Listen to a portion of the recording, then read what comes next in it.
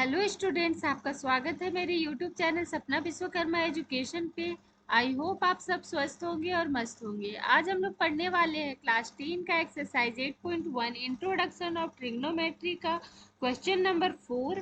Question number 4 कह रहा है given 15 cot a equal to 8 find sine A and sec A. तो इसमें क्या है, 15 cot a इक्वल टू 8 दिया हुआ है और हम लोग को साइन ए और सेक ए का वैल्यू फाइंड आउट करना है। तो चलिए हम लोग फाइंड आउट करते हैं। तो सबसे पहले हम लोग एक राइट एंगल ट्रायंगल ड्रॉ करेंगे, क्योंकि हम लोग को पता है ऐसा कि ये जो ट्रिग्नोमेट्रिक फंक्शन होता है वो राइट एंगल ट्रायंगल में ही वर्क करता है। ठीक है, तो एक राइट एंगल ट्रायंगल हम लोग ड्रॉ करते हैं जिसमें कि कॉट ए दिया हुआ है, यानी कि ए क्या है, ए एक एक्यूट एंगल है, यानी कि निम्न कोण है। ठीक है, तो इस राइट एंगल का नाम हम लोग लिख देते हैं, ये एक्यूट एंगल का एक का नाम लिखते हैं ए, ये है बी, ठीक है, और ये है आपका सी। यहाँ तक समझ गए। सॉल्यूशन हम लोग यहाँ से स्टार्ट करते हैं। ठीक है, लिखेंगे solution from question 15 cot a equal to 8 दिया हुआ है। ठीक है, तो यहाँ पे देखिए ये 15 cot a के साथ मल्टीप्लाई पे है, तो इधर इक्वल टू के जाएगा तो डिवाइड में हो जाएगा। ठीक है, तो हम लोग यहाँ पे लिख सकते हैं cot a इक्वल टू 8/15। यहाँ तक समझ गए। अब देखिए, जैसा कि हम लोग को कॉट ए का फॉर्मूला पता है कि क्या होता है, कॉट ए का फॉर्मूला बेस बाय लेंथ होता है। ये होता है आपका कॉट ए का फॉर्मूला। तो यहाँ देखिए, एंगल ए के लिए बेस क्या है, एंगल ए के लिए बेस ए बी है।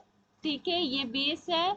और एंगल ए के लिए लेंथ क्या है, ये सी बी या बी सी लेंथ है। ठीक है, एंगल ए के लिए लेंथ बी सी है। यहाँ तक समझ गए। तो बेस के जगह पे क्या है, 8 है। लेंथ क्या है आपका, लेंथ है आपका 15। ठीक है, यहाँ तक समझ गए। अब हम लोग को साइन ए और सेक ए का वैल्यू निकालना है, तो उससे पहले हम लोग सी ए यानी इसका हाइपोटेनियस का वैल्यू निकालेंगे फ्रॉम पाइथागोरस थ्योरम। तो यहाँ पे लिखेंगे हम लोग फ्रॉम पाइथागोरस थ्योरम हाइपोटेनियस का square equal to length square plus base square. ठीक है, अब हम लोग को लेंथ और बेस दिया हुआ है, तो यहाँ पे लिखेंगे हम लोग हाइपोटेनियस का स्क्वायर इक्वल टू लेंथ कितना दिया हुआ हम लोग का 15, तो 15 का स्क्वायर हो जाएगा यहाँ पे, प्लस बेस आपका दिया हुआ है 8, तो 8 का स्क्वायर। यहाँ तक समझ गए।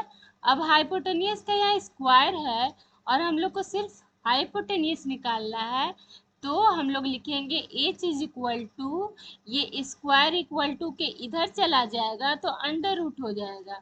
ठीक है, तो लिखेंगे हम लोग H equal to 15 square plus 8 square. अब इसको हम लोग आगे सॉल्व करेंगे, तो यहाँ पे लिखेंगे 15 का स्क्वायर कितना होता है, 225 होता है, प्लस 8 का स्क्वायर कितना होता है, 8 8 जा 64 होता है। अब इसको आगे हम लोग सॉल्व करेंगे, तो यहाँ देखिए क्या हो जाएगा, अंडर रूट 225 में 64 प्लस करेंगे तो 5 और 4 कितना हो जाएगा, 9 हो जाएगा। 6 और 2 कितना हो जाएगा, 8 हो जाएगा।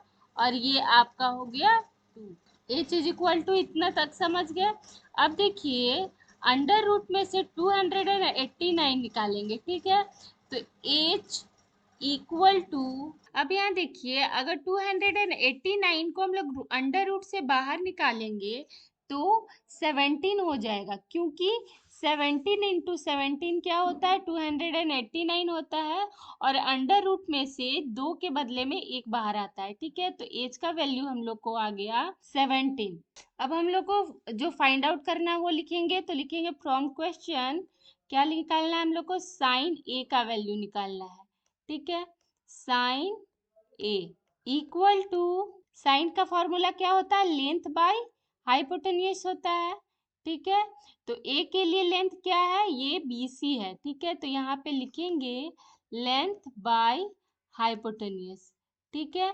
तो लेंथ क्या है इसके लिए, ए के लिए BC है, ठीक है।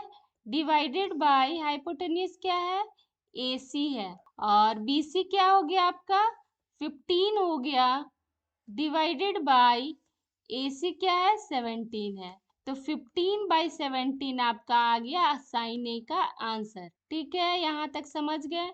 अब हम लोग को सेक ए का वैल्यू निकालना है। तो सेक ए का फॉर्मूला क्या होता है, हाइपोटेनियस बाय बेस। यहाँ हाइपोटेनियस क्या है आपका AC है, डिवाइडेड बाय बेस है आपका AB, ठीक है।